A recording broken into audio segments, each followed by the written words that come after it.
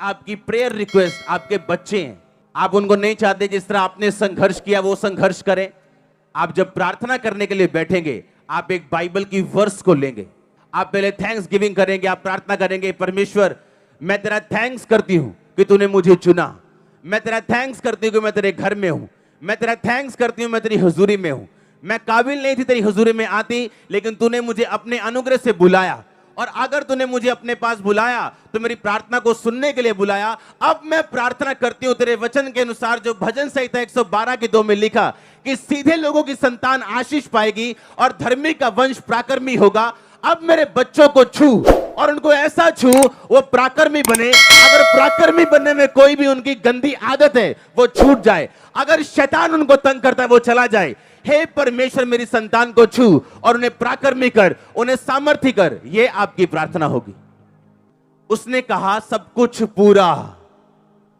अब आपको इमोशनल नहीं, स्पिरिचुअल स्क्रिप्चुअल बनना है। आमीन। ये चर्च उन लोगों के लिए नहीं है जो बाइबल को सुनने के लिए आते हैं, ये चर्च उन लोगों के लिए है जो बाइबल को खाने के लिए आते हैं। उसने कहा इसे खा ले, इसे अपनी आंतड़ियां इससे भर ले। इसे सुनना नहीं है सिर्फ, बाइबल को क्या करना है? कहता खाना है। वचन कहता बाइबल क्या करनी है? कहता खानी, अपनी आंतड़ियां भर ले। कि जब तू प्रार्थना करने के लिए बैठे तो इधर उधर की बातें ना करे, इमोशनल बातें ना करे, वरन तेरे मुंह से वचन निकले, और वचन से निकली हुई प्रार्थना परमेश्वर वापस नहीं मोड़ता। प्रॉब्लम आज ये है कि चर्च में एक बैठी हुई अच्छी सिस्टर बैप्टिज्म लिया हुआ, पर उसे यह नहीं मालूम कि मेरे बच्चों की प्रार्थना मैं कैसे करूं।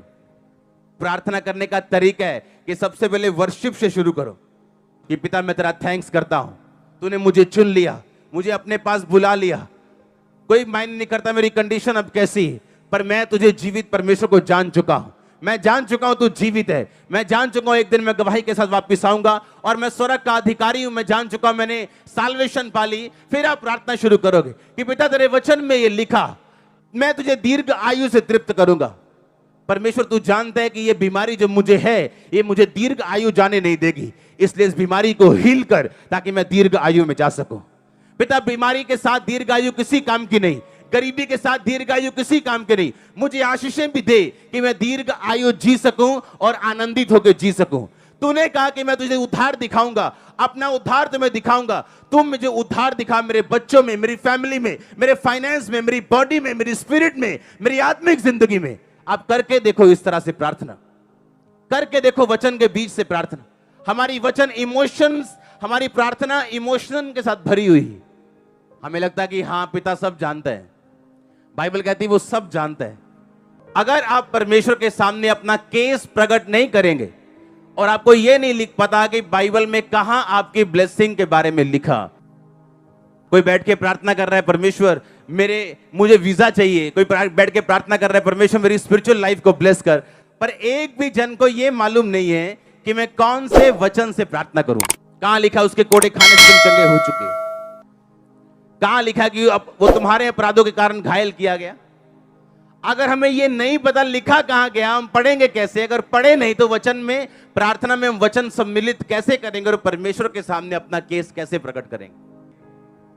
परमेश्वर कहता अपना मुकदमा लड़, अपना प्रमाण मुझे दे। आप जानते हो आज कुछ लोग अगर सक्सेसफुल हो जाते अपने पास्ट में, यहां ना बैठे होते। अगर उनका बिजनेस चल गया होता वो यहां ना बैठे होते।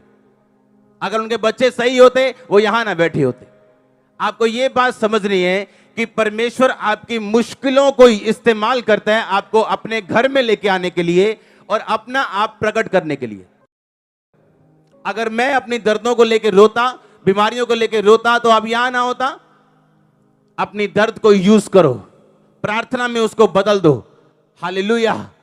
अपने चैलेंज के लिए परमेश्वर के सामने प्रार्थना में बैठो और वचन के बीच से प्रार्थना करो। आप एक नए मनुष्य बन के उभरने वाले, मैं देख रहा हूं अपनी आत्मा में। परमेश्वर जानबूझ के अलाउ करता है कि अगर फेलियर्स को, आपकी लाइफ में मुश्किलों को अपने डिवाइन पर्पस में, अपने ईश्वरीय पर्पस में, अपने ईश्वरीय बुलाहट में आपको दाखिल करवाने के लिए, आपकी एंट्री करवाने के लिए। वो मुश्किल जो आपकी लाइफ में है वो एक एंट्री कार्ड है आपका उस प्रोग्राम में जो जीसस क्राइस्ट के द्वारा डायरेक्ट किया गया। और आप उस प्रोग्राम के हीरो।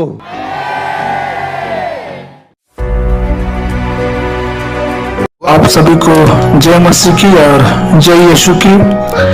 मेरे प्यारे भाइयों और बहनों, मैं इस नए वीडियो में आपका फिर से स्वागत करता हूं। मैं प्रभु को धन्यवाद देता हूं इस नए समय के लिए जो उसने हम सबको दिखाया है।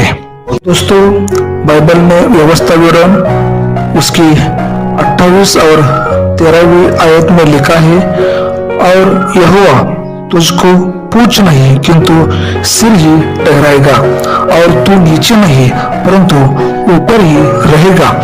यदि परमेश्वर यहोवा की आज्ञाएं जो मैं आज तुझको सुनाता हूँ, तो उनके मानने में मन लगाकर चौकसी करे।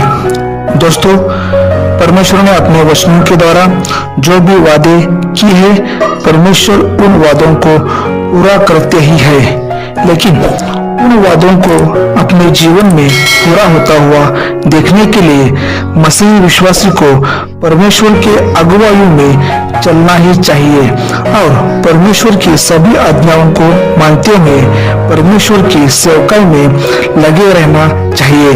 फिर परमेश्वर उसे पूंछ नहीं किंतु सिर ही ठहराएंगे, यानी कि सबके सामने उसे ऊंचा करेंगे। दोस्तों, सबके लिए परमेश्वर की महिमा हो, क्योंकि परमेश्वर ही है जो अपने दासों को प्रधानमंत्रियों और उच्च अधिकारियों के द्वारा मान सम्मान दिलवाते हैं। परमेश्वर का हम धन्यवाद करते हैं। तो दोस्तों, हमारी यह वीडियो आपको कैसी लगी है, यह हमें कमेंट सेक्शन में जरूर बताना। परमेश्वर आप सभी को बहुत आशीष दे। आमीन।